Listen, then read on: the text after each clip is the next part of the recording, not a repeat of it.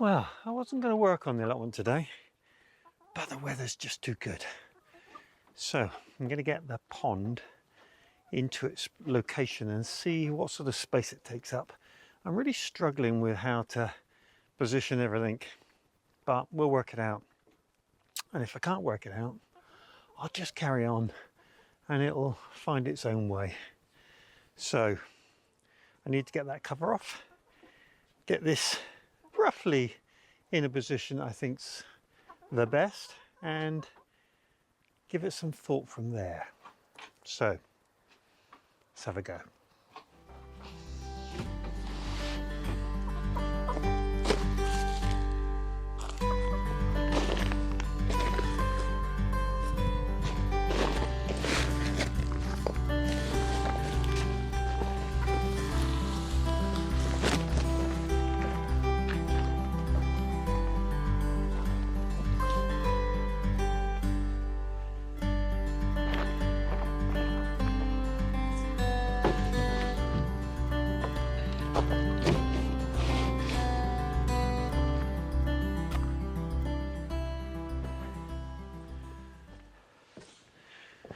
Well, if nothing else, it gives me an idea of how deep I need to go to get this into the ground. And it really is quite deep, probably about 18 inches. So there's going to be an awful lot of soil coming out of here. And also the width of it means that it's already nearly up to that shelf that I've got from the grass down to this level. So yeah, I think my next step should be to take some of the soil out. I'll do that a bit at a time over a long period, and then while I'm doing it I can give some thought as to how I landscape this. It's all good fun.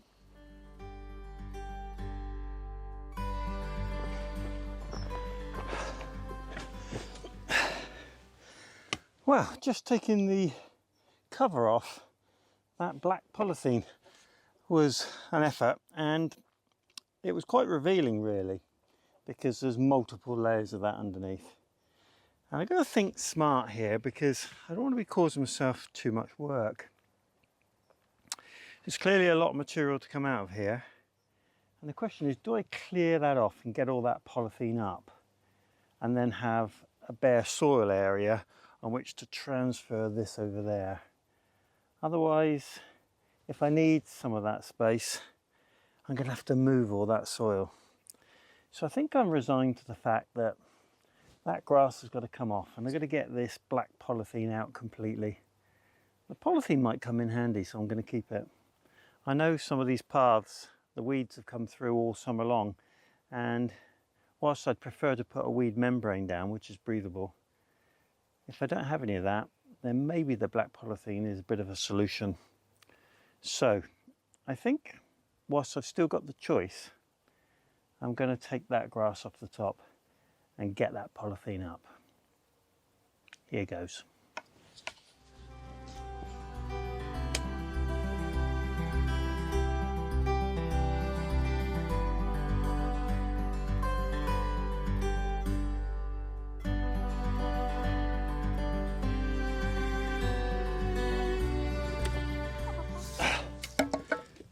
Well, that definitely wasn't the easy option, but it was the right one to do.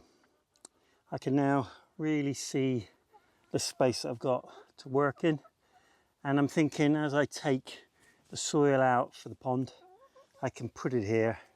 I know that there's no more rocks in here because I've added all those to the pile, and keeping your materials close by you when you're doing a project like this is really helpful, because you're just not journeying to and fro around the allotment, weighing yourself down with moving soil and rocks.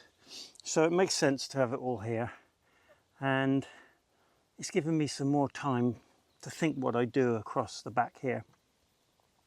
And I'm wondering whether I just bite the bullet and come back as far as I want to be for the squash bed extension.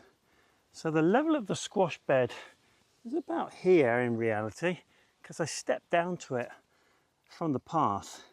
So I would take off a lot of this material, and I figure the only problem with that is I've just broken my golden rule, and I'm going to have to move all these. So I'm going to think hard on it. Maybe I do that later, and in the meantime work this space. Maybe take it back a little bit, because I fear there's a few more rocks in here and I need to know where they are, and I may well want to use them. So that's it for today. I've spent some time hunting for a chicken, and I gave up and thought, wait a minute, she might be laying an egg. And sure enough, she was upstairs in the coop.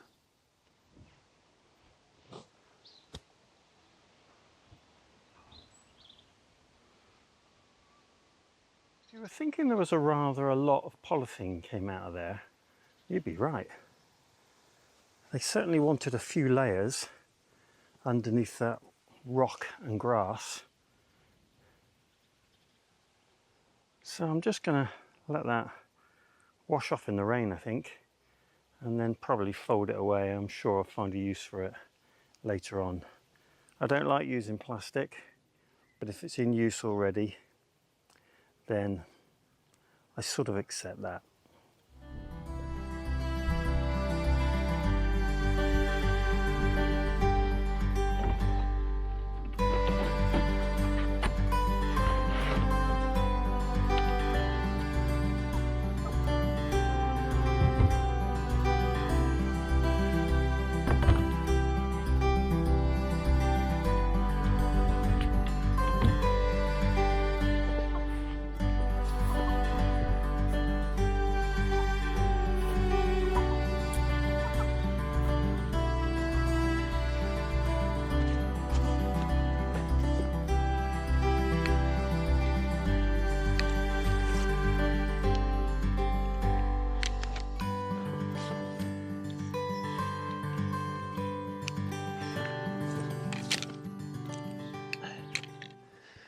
Well, one of the things I've got to do today is get these nets off.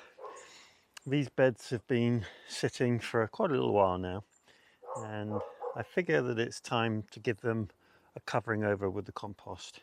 I usually do this a little bit later, but these have been settled for a while now. This one needs quite a bit of work because I need to take out those mounds that have been produced by the local cats, and I'll have to cover these beds once I've got the nets off so that that doesn't happen again.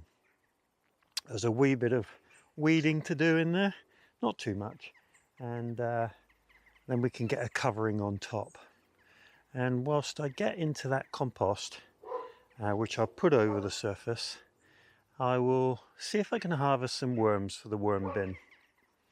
Now the plan is to get 2 or 3 centimetres, that's all on this. We've covered these beds a couple of times now, year on year, and we don't want to get an endless mound of compost because it'll just go over the sides of these raised beds. So we're going to be pretty controlled about how much we put on.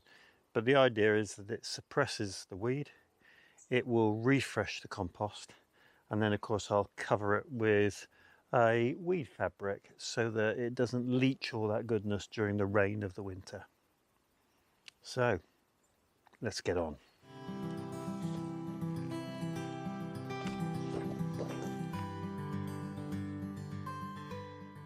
So that's the nets off, and you can see the sort of level of weed I've got in here. Very little at all, and it comes out pretty easy. And the quality of the soil in here is good, but it always benefits from refreshing, and I'll take anything out of here that I think is unwanted and just get it nice and clean and clear. Should only take a few minutes. And then this one, pretty similar, almost no weed at all in here, and we can see there's a thistle there which you really got to get the root, and some of the dreaded mare's tail, but we'll clear that out, no problem. And then this fella over here, you get an idea of the problem that I've got, and we'll just clear away the mound, And you can smell it, unfortunately, or I can. You fortunately can't. And then you just have to find it and get rid of it, which is all really very unpleasant, but we'll get it covered up and there should be no problem once it's covered. Just struggling to find anything in there at the minute, but we will in good time.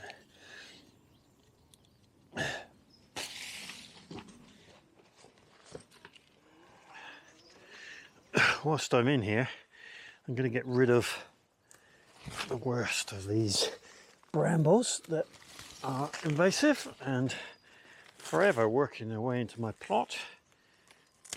There we go. And we've got a good few stinging nettles in here as well. So we'll get these cleared and that'll give us easier access to what we need to do.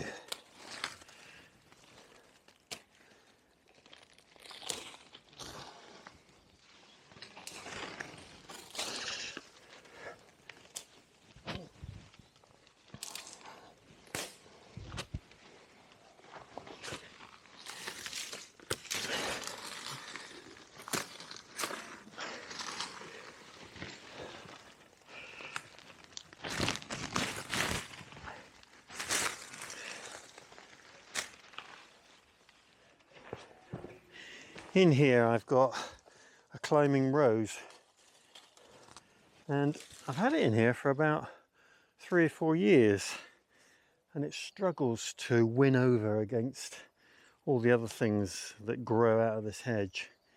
But I'm not going to cut it back quite so much this year and just see if I can give it a head start for next year.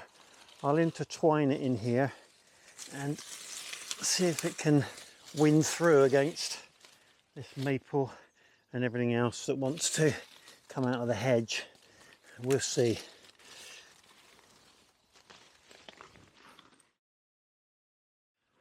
Well, it's always interesting to open these and see what's going on. So let's get the cover off.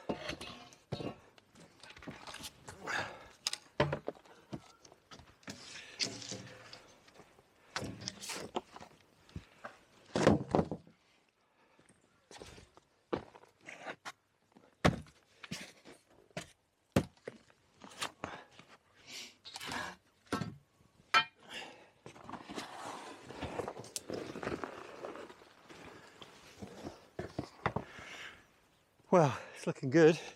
Nice clean surface, really crumbly, and I'm sure once I start to dig into this we'll get some worm action out of it. So I'll go and get a bucket to capture some in.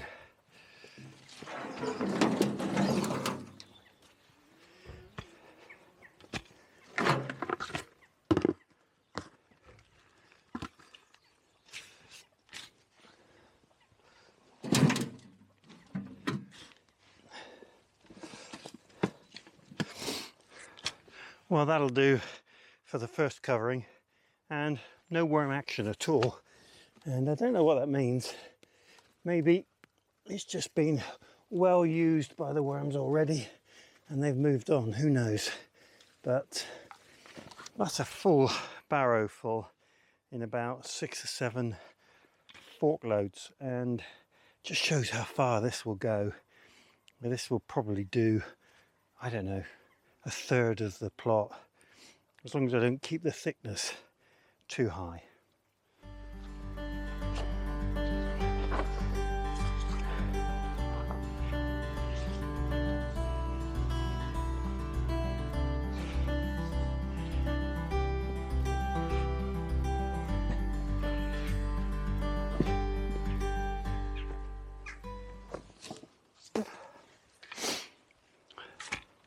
So it was during the winter months that I brought all that horse manure and straw into the plot and ferried it down to the compost bins probably 10-12 times.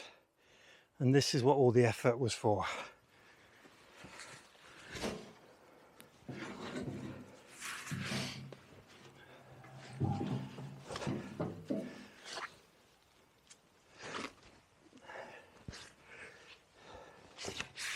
And we'll spread this over the whole of the bed.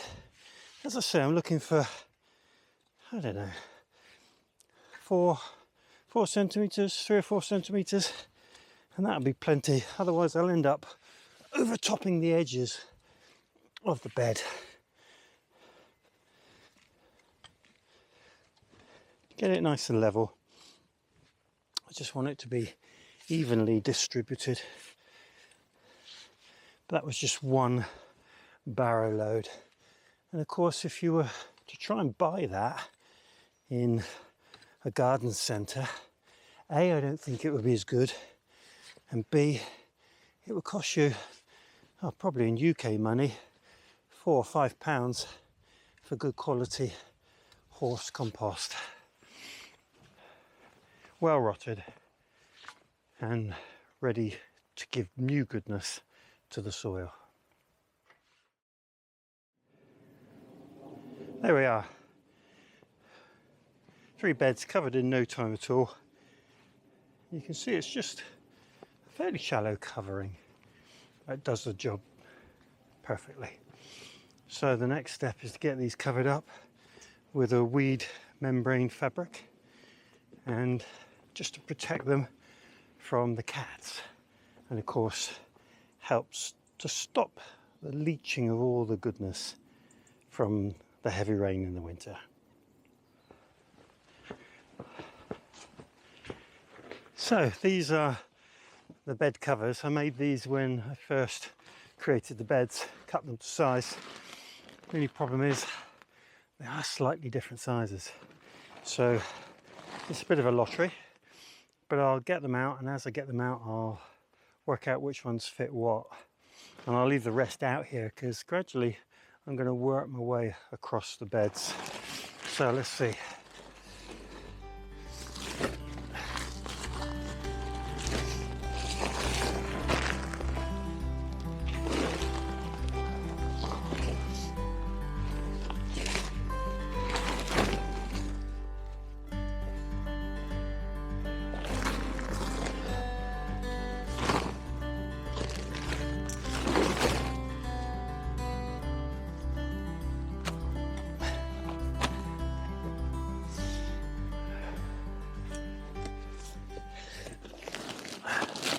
Okay, well that'll do just fine.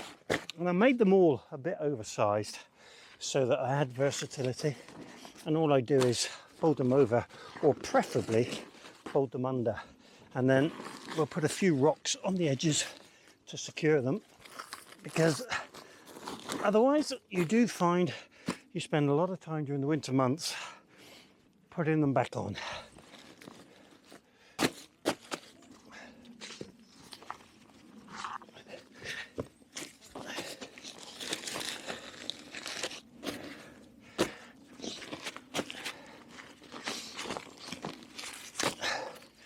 Right, up the other end. That's done. So nicely covered over. These spares will be used on subsequent beds, and they're to hand now. And this one covered over as well. These bars, they stay up, no problem at all. They endure the weather, and we can just work our way across now. Looking at what's left, we've got these beetroot to come out fairly shortly, and that one can be covered. The celeriac will stay for some considerable time, as will the Swedes. This bed is going to require some effort because there's some weed to come out of here, but we'll probably get in there next. And then of course, as we take out the winter vegetables, we can work the compost through those, but that's a way off yet. I did want to show you the purple sprouting broccoli, which you'd have seen in one of my recent videos. I staked up, and it really is cracking on now, and the benefit of staking that broccoli is profound. Every single plant looking healthy and growing vigorously, so really pleased with that. And next I'm going to look at the pond again, and I do have a golden rule: try not to move anything twice. It's a waste of effort, and if you spend a few minutes planning, you can prevent that effort and those few minutes pay dividends. But here I messed up, because I really do want to work this top layer where the grass is, and I put all the rocks up there, which wasn't a good move. So I'm going to make the shortest possible journey with them I can, and I'm going to bring them into this path, probably put them along the edge of the fabric so I can clear that grass area of rocks and start to work on the ground there. And then I figure I've got all this space figured out in terms of weeding and groundwork, apart from digging out the soil for the pond. So they're going in there, and then I think after that I'll take the surface off the grass. Now I've been thinking how this is going to look, and ideally these beds that I've made, they work perfectly, and just here there's not quite enough room to have a path either side and a bed down the middle. So I'm beginning to settle on the fact that the rocks are going to go in here on the edge, and I'll have a very narrow path along there and a raised mound here, and that will be the edge of my pumpkin and squash bed as it is in its new construction, and the rocks will be over the side. So as I take this grass off, I'm thinking that I might well just turn it on its top so that it starts the process of the mound. And of course, when I cover that over and add compost to it, that grass will rot down in typical no-dig fashion. That's a sort of a plan anyway. We'll see how it goes in practice.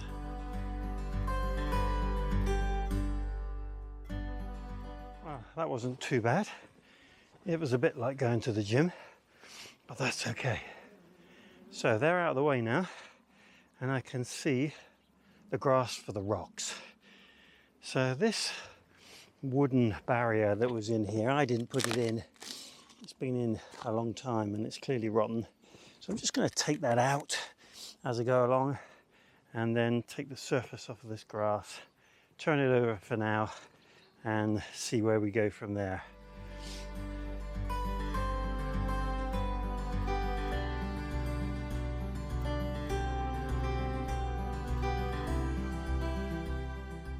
That'll do me for today. Let's take a look.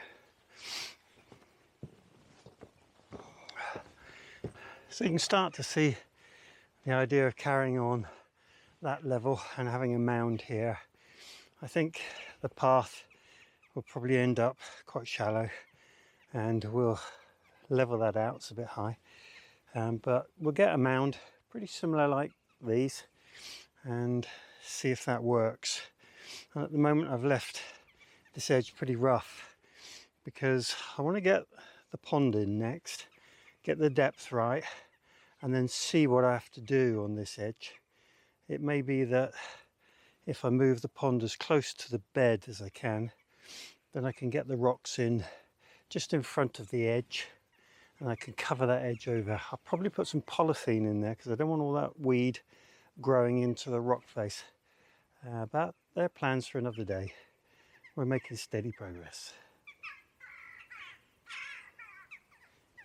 I do hope you enjoyed the video today. If you did, click the subscribe button, click the like button, and if you want updates from me each time I upload a video, click the bell and select all. I do hope you have a great day. Diolch yn fawr.